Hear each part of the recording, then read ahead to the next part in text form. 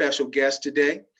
I'm one of your hosts, David Roberts, along with my co-host, the oral historian, Andre Taylor, the OG, Dr. Neil Holmes. Gentlemen, before we bring on our guest, we lost another icon. And it's interesting because during the last episode, we talked about Hank Aaron. And so when I was running down topics for this episode, someone kind of joked with me, are y'all becoming the obituary show? And I'm like, no, but we lost an icon. So, Cicely Tyson, an icon. And I want to examine her for a minute. And the interesting thing about Cicely Tyson is I've never seen her play a demeaning role. And I have no problem with a Black actor playing a drug dealer or a pimp every now and then, or being real comedic. Some people might call him a buffoon, but to me, it's acting. You have a wide range. But to me, Cicely Tyson, never, ever have I seen her play a role that would be considered demeaning. In fact, she was offered Diane Carroll's role in Claudine. And if you recall, in that movie, Claudine was like a mother of 6 on welfare, so on and so forth. And Cicely Tyson said she didn't want to play that role. And the interesting thing that I find with Cicely Tyson, and then I want to, get you guys' opinions, is that she was actually, for lack of a better term, from the islands, as was Sidney Poitier. And they were like the first two iconic Black actors who played very distinguished roles. Do you think that island background, and Dr. Holmes, I want to come to you, do you think that island background plays a role in that? Because I know there's sometimes a perception that if you come from the islands, or if you have that accent, that you're in some way more sophisticated than Black Americans. Well, I'm not really sure, but I do know that, in this system that we refer to as systemic racism and so forth and so on, there's always been an attempt at divide and conquer and pitting one group against the other. And so we see, like you said, Sidney Poitier, other actors who've come up from the Caribbean who've done quite well. And it might be that, or it might be some of that background that something of that British background in terms of appreciation for Shakespearean acting and all that sort of thing. Right. But I think the bigger thing about Cicely Tyson was the fact that she was part of a progressive Harlem community, and out of that you had her come up. You also had people like Ossie Davis, Ruby Dee, who are all very talented actors and who all were activists and who all expressed a sense of, they were all part of a community of an activist and artistic and intellectually alert, as well as a grassroots kind of community that had a certain kind of focus, a progressive focus, a world outlook, and it was during a certain period. So I know that in many instances there's an attempt. You'd be hard pressed in the building trades in New York.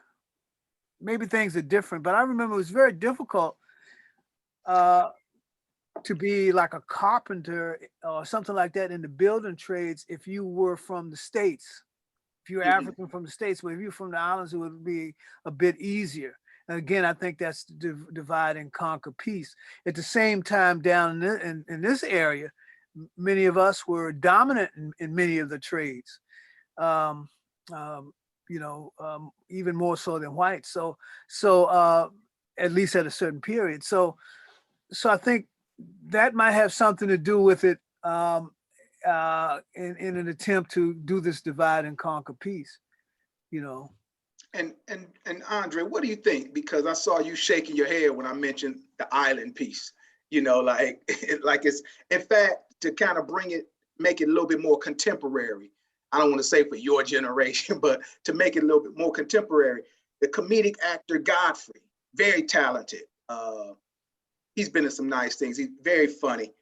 And I think he's from Ghana or something like that. He was talking on YouTube. I saw him in a YouTube interview, and he was joking, halfway serious. He said, when I get pulled over, I throw on that thick African accent, you know, like to say I'm more sophisticated, you know, I'm like not like the street dude, you know. So what's your take on that, Dre? Dialects are interesting anyway. I've been pulled over before in Philadelphia, and instantly I went to the, well, I'm sorry, officer, I didn't know what was happening at the moment. I am completely sorry for this.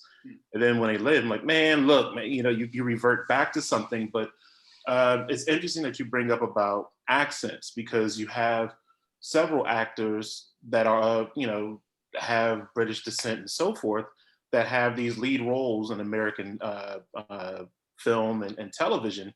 One case in particular, the show Chicago Fire. The guy who plays the fire chief is a Brit, and you would never know it listening to him. But Brits, what I've always noticed with Brits, they always seem to get put into the lead role or some form of leadership that's depicted in the shows or the movie that they're in. And a lot of it goes to the fact that you brought up Shakespearean experience. You know, there's a different way of training that they go through. And what I've noticed is the ones who've gone through training in England or other places that are inspired by the English method of acting, they always get thrust to the forefront. What's the gentleman name? Idris Elba. Idris Elba, yes. There's another one. You know, when you see him in movies playing a tough role, or you know, the drug kingpin, he's tough, he's believable. But then when you hear him in his interviews, thick British accent, you know, and it throws people for a loop. And I think David Allen Greer some time ago said that because he was formerly trained at Yale in acting, and he had said himself that the best thing that he had ever done was work up under a British person, because he learned how to be a lead. You know, so I thought that was interesting in itself when you say that, because I mean, you look at David Allen Greer and it's like he's not really all that funny, but there's something about him that still thrusts him to the front of the line. And he's still in the industry, you know, still relevant after all these years. Let's take it back to Cicely Tyson for a second, because when Cicely Tyson first passed, of course, everyone's, you know, researching, you know, looking at articles. And a friend of mine came to me and they said, Cicely Tyson had a net worth of 10 million, which is great. I would take it, you know, but because Cicely Tyson was such an icon, I guess this person expected it to be more. I'm not sure what they expected it to be. And Dr. Holmes, I'll pose this question to you. Do you think she may have paid a price financially because she wouldn't take any demeaning role? And what I mean by that is you look at what Tyler Perry is doing, and, you know, I have no issue with what Tyler Perry is doing. I don't think he demeans us or anything. It's you know, very silly, very goofy, comedic. But a lot of people do feel like it's buffoonery. But whether you think it's buffoonery or not, he's killing it financially, right? You know, I mean, you know, I don't know what his net worth is, but it's up there. So, Dr. Holmes, do you feel like, especially at the time she started, she may have paid a price for standing her ground like she did, because she refused to take demeaning roles? Well, you know, I'm not too much aware of the whole, you know, film industry and that sort of thing. So I don't know if she paid a price or not financially. But what she did gain was really the respect and love of her people, which is really kind of more important, as you point out. I think there's a way in which, you know, we have to look at the time period and what people were actually, what the money was during time. She was like on the cutting edge, one of those groups that are breaking in the industry. And you know, so even as you're breaking in the industry, you you're breaking in at a certain level, and just getting in was important for those people who come later and then reap the financial rewards. But I want to go back to this idea too of her, of what she said about herself. She said she was always a fighter, and she was part of that community of Harlem folks, activists and artists and intellectuals and community people who were fighters and who had a certain kind of nationalistic focus, and also had a kind of, many of them, a socialist kind of focus. So she was part of, she was part of all of that. And I want to say just a little bit about this question of who plays these roles, because remember who played Mandela and in the movie Mandela, that was an African from the U.S. But I think the important thing about us, one of our important roles, I'm talking about Black folks in the United States, is that we have provided a platform for the rest of Black people of the world. It's part of our unifying thing. There's I don't want to use that term melting pot, but there's just like you talk about a white melting pot, there's sort of something here where we at least at one point, we were very open to people from other places. As long as you were Black, you were kind of in, more or less, although there were struggles. And so we have become, in some ways, the universal African. And I mean, because when Black Lives Matter hit the streets, I mean, it popped up all over the world. Right.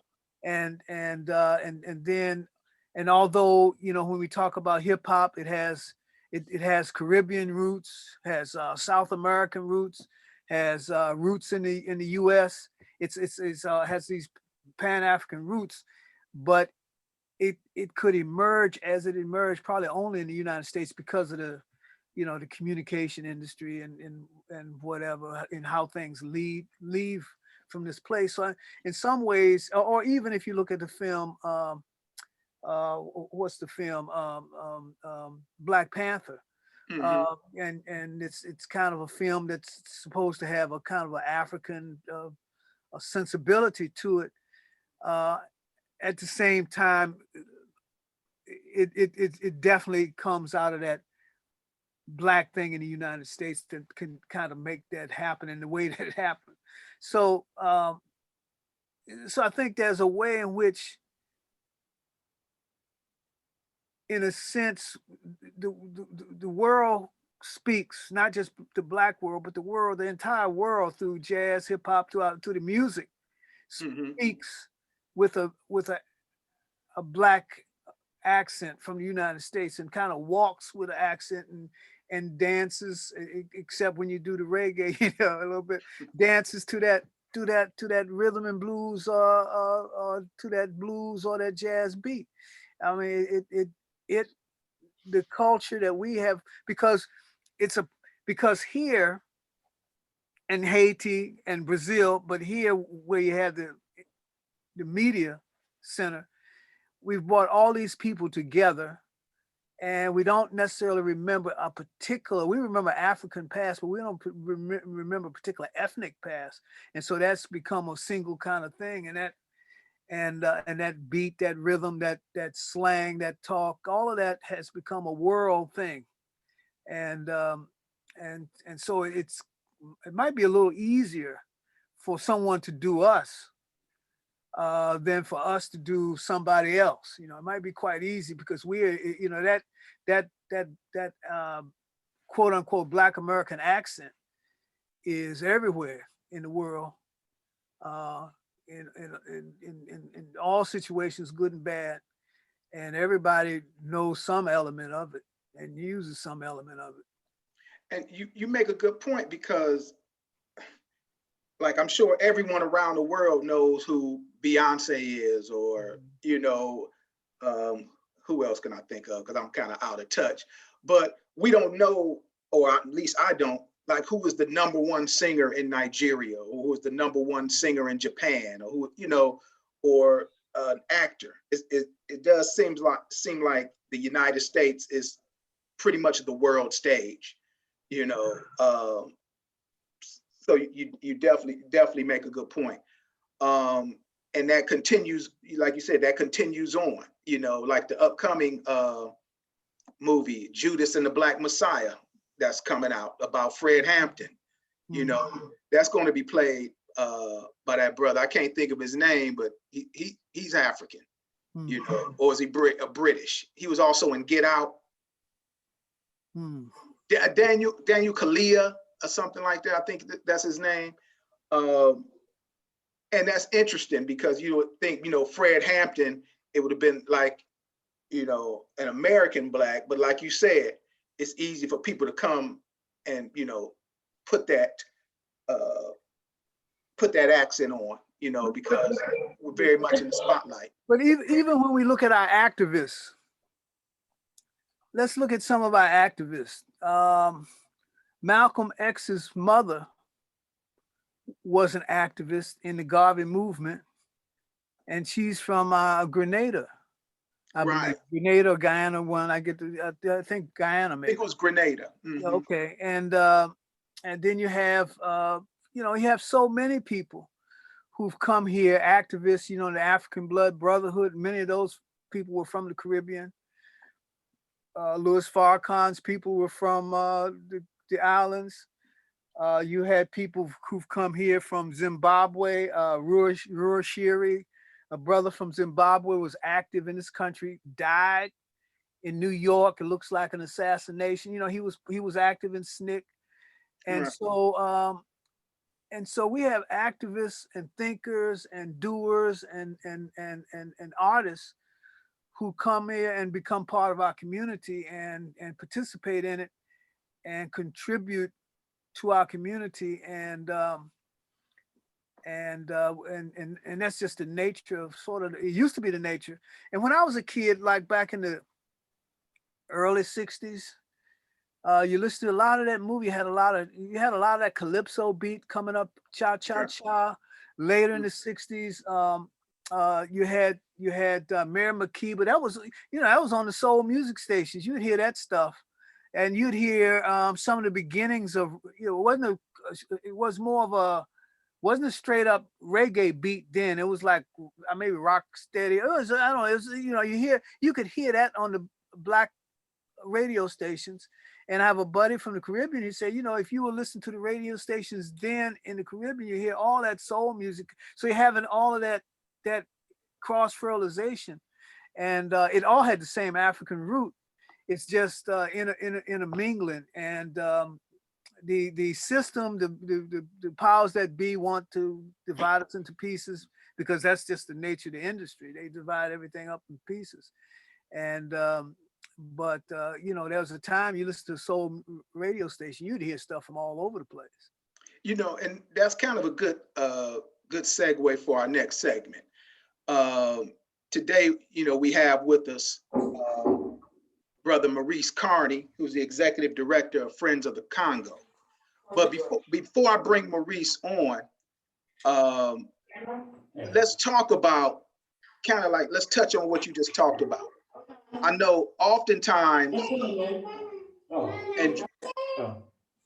and Dre, I'm not sure if you're old enough to remember, or maybe you saw it in reruns video later on, USA for Africa, We Are the World. And I remember when they did USA for Africa, you know, some people thought, okay, this should be USA for inner city, you know, in America. And Prince refused to be on the song. He said, you know, we need to be worrying about things here.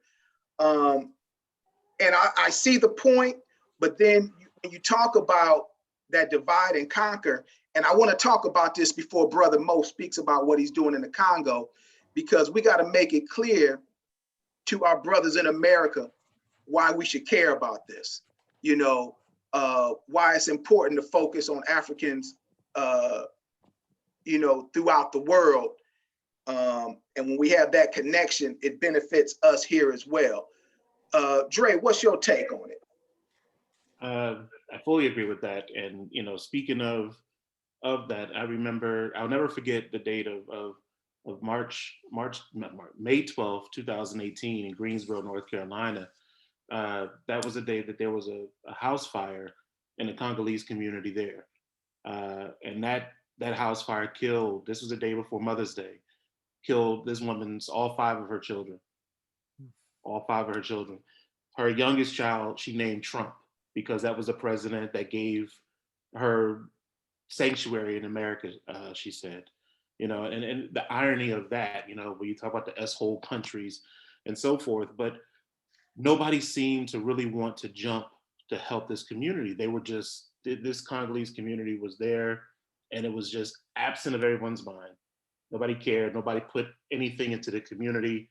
The housing was dilapidated. There was problems within, I mean, the infrastructure was just terrible. So you had this situation where the people came from the Congo to America for a better life, and got the same treatment. I won't say the same treatment, but got terrible treatment. And it's like, you just left that to come here for something better. But because of where you came from, people are still just mistreating you. And it was interesting, because I was talking with some people in politics in Greensboro, and all of a sudden it became a hot ticket item. You know, we should care about this community. And other people started getting on board, you know, yeah, there should be an investigation, there should be this, there should be that.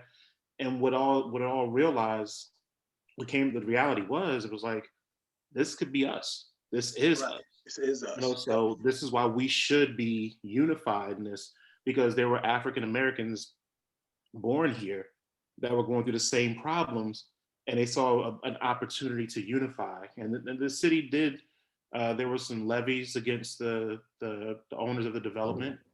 They had to come in and fix things. So what it was an opportunity for us to see that we are alike. We literally are brothers and sisters, and we need to stand together unified in that. So that was my greatest example of that. I mean, it was a terrible, terrible situation. But out of that terrible situation, that community finally got the recognition and the help that they so deserved. That's good. That's an excellent jumping point for us to bring in our guest today, our very first guest to the Full Circle podcast. We want to welcome Brother Maurice Carney, who is the Executive Director of Friends of the Congo. Brother Maurice, thank you for joining us today. It's my pleasure. Thank you for your patience, and thank you for providing us with the platform to share with your listeners and your viewers the work that we're doing in the heart of the African continent. And you know, before you get into the specifics of exactly what you're doing, do you want to actually kind of like piggyback off what we've talked about and like express to the Africans in America why we should really embrace this work, or the same concern? Yeah, sure. First of all, Friends of the Congo, our organization, is a solidarity institution. It comes in the tradition of many solidarity institutions. One that really comes to mind is the Friends of Abyssinia, that was formed by Tom Mboya and C.L.R. James and Amy Jacques Garvey in the 1930s in response to the crisis in Ethiopia, when Ethiopia came under threat by the attack by the Italians. So there's a long tradition, you know, our heritage, our history as people of African ancestry or Africans abroad. It's a long history of being engaged in the continent around a wide range of continental issues. So that's a tradition in which Friends of the Congo comes in as a solidarity institution. And in this particular case, we're working in solidarity primarily with people in the Democratic Republic of the Congo, but not solely with the Congolese. Probably the best, or one of the best responses to the question that you posed was a response that Malcolm X gave in 1964 at one of the initial meetings of the Organization of African or Afro-American Unity. Malcolm named that organization in the spirit of the Organization of African Unity, OAU, that was established to bring African nations together coming out of the independence period. And in a Pan-African fashion, Malcolm named his organization the Organization of Afro-American Unity. And one of the questions that came up in one of the first sessions that he had, initial meetings in 1964, dealt with the issue of the Congo. He was going to show a film in the Congo, address the Congo crisis. And apparently somebody in the audience was like, why are we dealing with the Congo? We have enough issues right here in Harlem, in the US.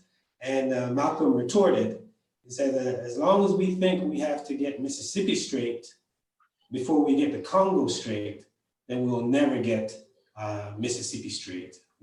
Meaning that he saw the challenges of Black folks, people of African ancestry, not as a local, narrow challenge, but as a global challenge, that we're under global threat. Capitalism is global. Imperialism is global. So when you take a look at Black folks, no matter where we are on the planet, you know, we're the victims of capitalism and the victims of imperialism. Even if we're, quote unquote, the head of our own nations, we're at the bottom of the totem pole when it comes to global peoples. Wherever you go on the planet, you'll find Black people on the bottom, and that's not by accident. There's a systemic reason why that is the case. You know, capitalism, imperialism, white supremacy. So for us to think that if we address capitalism, white supremacy in the United States alone, that would be sufficient, and we'd be mistaken in the prescriptions that we laid down for bringing about freedom of liberation of Black folks, of Africans. So I think Malcolm laid the framework in which we need to view our problems, our challenges, and that is a global African people.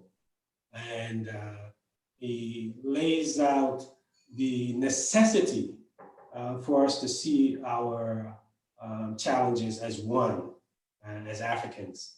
And ultimately, it is through not only seeing our challenges as one, but also coming together under a Pan-African vision, under a unified African vision, that we're going to change the material conditions that we face as an African people, whether we're in Brazil, Colombia, Congo, you know, in the United States.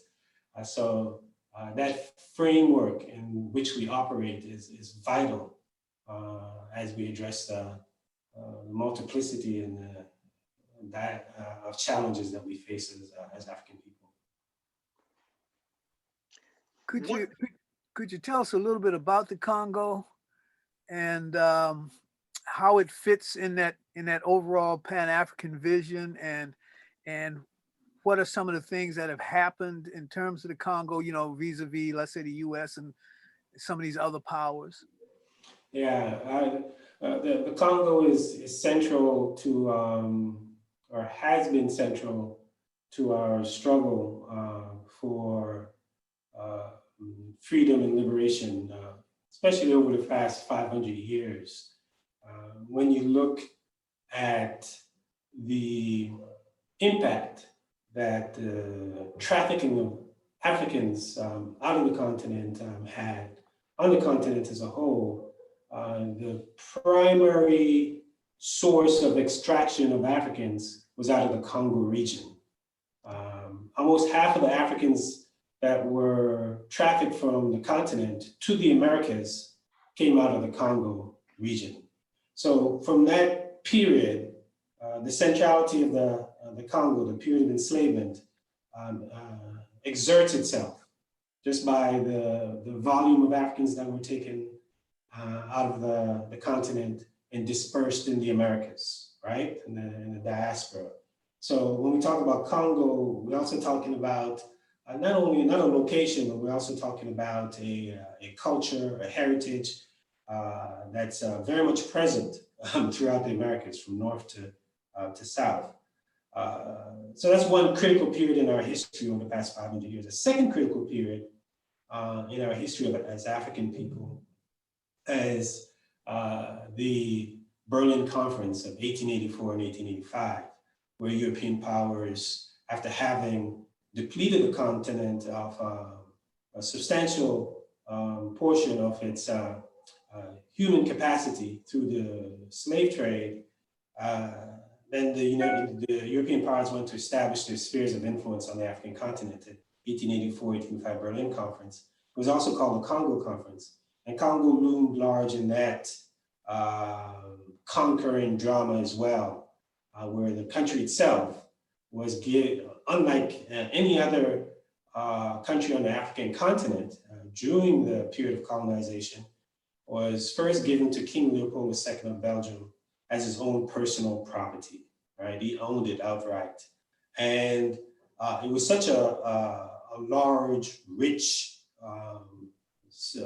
space, land, that no European powers really wanted full control of it. They wanted free access to it. So under the ownership of the king, they called it the Congo Free State, which enabled European powers to trade freely through it, to travel freely through it. So that's why it got its name as a Free Congo, or Congo Free State. So the centrality of the Congo from the period of enslavement to colonization right up to the present looms large. It's a country created by Europeans that's literally and figuratively the heart of the African continent. It's the size of Western Europe. And it's really the fulcrum on which the continent swings because of its size, as I've just stated. One of the largest countries on the African continent, second largest in terms of area, the fourth largest in terms of population. And because of its location, strategically located in the heart of the African continent, where one can project power north, south, and east, north, south, east, and west from the Congo better than any place else on the continent. Arguably one of the richest countries in the world, with an estimated $24 trillion worth of natural resources. And this has been clear in terms of the centrality of the Congo to Africa as a whole, both by Africa's enemies, right? And Africa's liberators. So when the Central Intelligence Agency in 1960 overthrew Patrice Lumumba, the chief of station of the CIA, his name was Larry Devlin, he wrote a book with the same title, Chief of Station Congo, said that we had to overthrow Lumumba because if we didn't overthrow Lumumba, not only did we stand to lose the Congo, but we stood to lose all of Africa.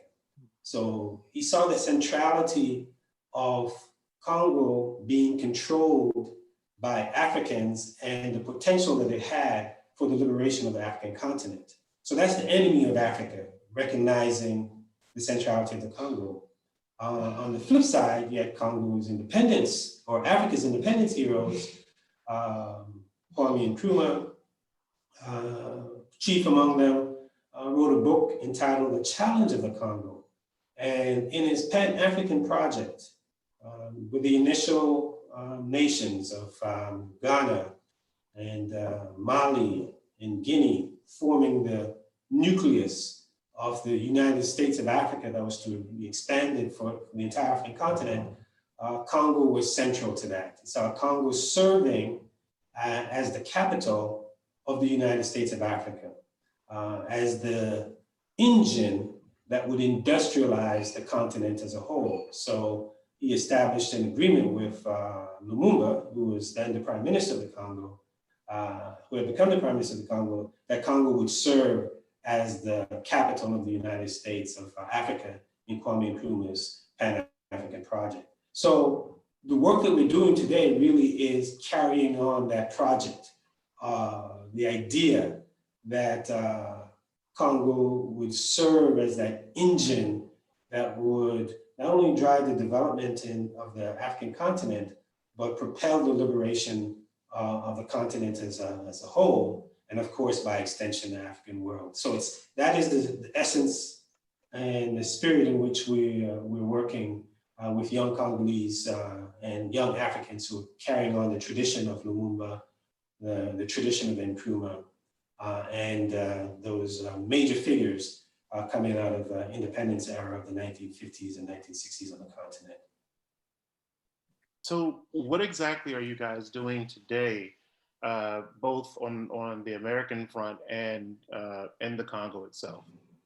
Well, thanks for the question.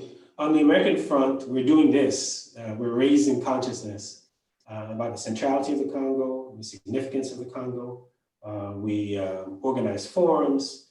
We do tours. We used to, pre-COVID, tours throughout the US, throughout the Americas, and not only in an effort to not only educate people about Congo and Africa, but also to mobilize people to support the solidarity effort. Not dissimilar from what we saw during the anti-apartheid era and the era of the frontline states.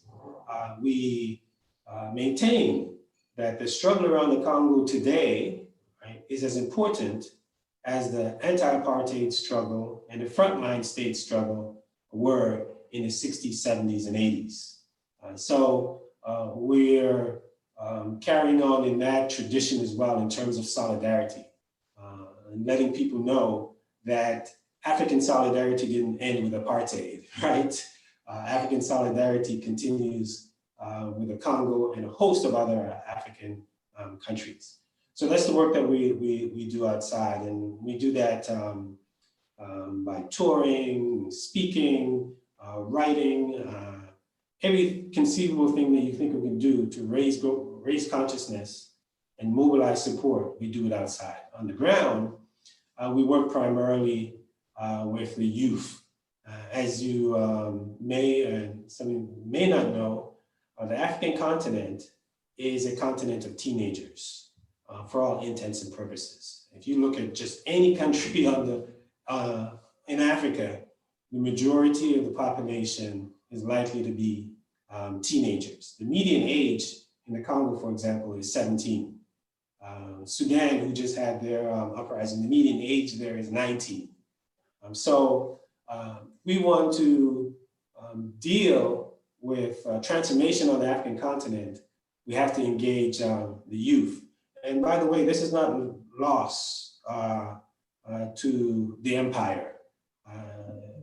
The key empire in the world today, the United States, they also recognize the necessity of engaging the youth. So under the Obama administration, they established what they call the Young African Leadership Initiative, or YALI. Today they call it the Mandela Fellows, where they go to the continent and recruit thousands of young people and bring them to the United States to teach them about democracy and basically enroll them in service to the empire by subscribing to neoliberal policies, by becoming numb to the ravages of imperialism on the African continent, and basically enrolling these young people in spreading the gospel of capitalism, neoliberalism, and which really means impoverishment and dependency for Africa. So we're, in one sense, not that we're focused on that, but the very act of our engaging the youth in Congo and Africa counters that effort, where we're providing the youth not with neoliberal ideology and capitalism, but with liberation ideology, with socialism, with the giants like Sankara, Lumumba himself, Touré, Nkrumah, major figure that many people, some of the women that people are not familiar with, like Andre Blouin. We have a center in Kinshasa named after Andre Blouin. She is Lumumba's chief of protocol, who is from the Central African Republic, and organized with Sékou Touré in 1958 when Guinea stood up against de Gaulle and said no to France. Said keep your friends, keep your friends. right? To hell with France, we don't want to be a part of this neo-colonial setup. We want our independence. So she was one of the key organizers during that era, and recognizing her organizing skills, Touré sent her to the Congo to work with Lumumba, along with the Cameroonian independence hero Félix Mounet. So we work with the youth in laying out that tradition of Pan-Africanism, that tradition that's grounded in self-sufficiency and self-determination that has unfolded on the African continent. So we have Pan-African ideology and teaching, school, education for the youth primarily, but also for the community at large. We provide the youth access to resources and networks throughout the continent where they're able to engage with other young people, primarily in Ghana, Tanzania, and South Africa, where there are also other Pan-African schools that are teaching and promoting the same ideology. We provide them access to folks outside of the continent, here in the US and certainly in Latin America, because we point to Latin America and its successes in its fight against imperialism. It's probably one of the best locales or regions in the globe in order to study, to see how the people in mass have resisted and been successful in resisting imperialism. Of course, starting with Cuba, and looking at Venezuela, and looking at today in Bolivia, especially within the last 2 or 3 years or so, the way in which the organized masses in Bolivia, overturned the imperial, the imperial forces that committed the coup in Bolivia. So we provide those resources, those access to that, not just intellectually, but concretely in terms of actual visits. The youth have gone to visit Venezuela, they've gone to Colombia, they've gone to Brazil, they've been in Latin America. So in a very concrete way, they've been to Cuba, learning from the successes that we've seen there. And then of course, to the extent that we can, we provide them with material and financial support. We, living here in the heart of the empire, we have certain privileges, even though we're catching hell at the empire, we have certain privileges that they don't have. So we leverage those privileges for their benefit to the extent that we can. Brother Mo, as we draw to the end here, I think we're gonna have to have you on another time because I'm sorry for coming on so late. Oh, no problem. I'm just saying one episode is probably not enough time to get all the knowledge that you're imparting to our people, so I really appreciate it. Let me ask one last question. If I'm someone, I'm African living in America, and I'm living in Philly, living in DC, Cleveland, New York, how do I get involved with your efforts? How do I help out with your efforts? And and I'm talking about the best way to get involved mm-hmm. is to sign up with us, right? At friendsofthecongo.org, go to our website and sign up on our email list. And then we provide you a host of ways in which you can get involved, from small to large, from simply spreading the word or making a contribution or inviting us to speak or volunteering, or if you're connected with the universities, getting your students to be interns. So there are like a host of ways in which you can get involved from small to large, even to the point of going to the Congo itself and being a part of the work on the ground there. Or you can call the office as well. Our number is 202-584-6512, 202-584-6512.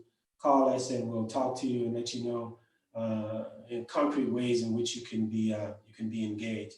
And I have to say, the best form of engagement that we've had in the 20 years or so since we've been doing this work is the intellectual capital that people bring to the table.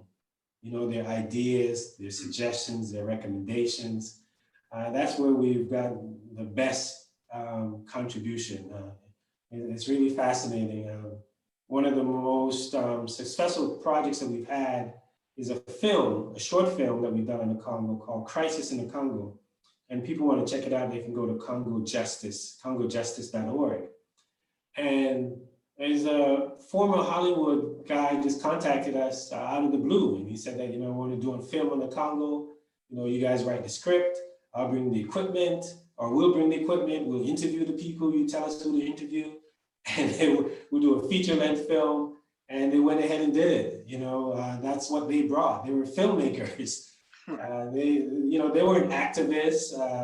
They weren't, folks who were involved in the liberation struggle, but they had a certain expertise, and they wanted to lend the expertise to our movement. So we have an infrastructure where we're talking about artists, we're talking about engineers, filmmakers, writers, you name it. Whatever your talent is, whatever your expertise is, whatever your know-how is, bring it to the table. We can leverage it in order to advance the movement that's unfolding in the heart of the African continent. Okay, well, this podcast will appear on our YouTube channel, on our Full Circle YouTube channel. So I'll make sure to post the website and the congojustice.org. I'll post all of that in the comments so that people can know, have your information and know how to get involved. Hey, we on behalf of myself, Dr. Holmes and Andre Taylor, we want to thank you for coming on, and we want to have you come back again. I'd love to come back and have my videos set up from jump. All right, no problem. Well, thank you for joining us, and for all of you that are, watching us and supporting us. Thank you. Continue to support us. If you're watching this video on YouTube, please subscribe, comment, and like, and we'll see you next week. Thank you. All right. Thank you. Thank you, brothers.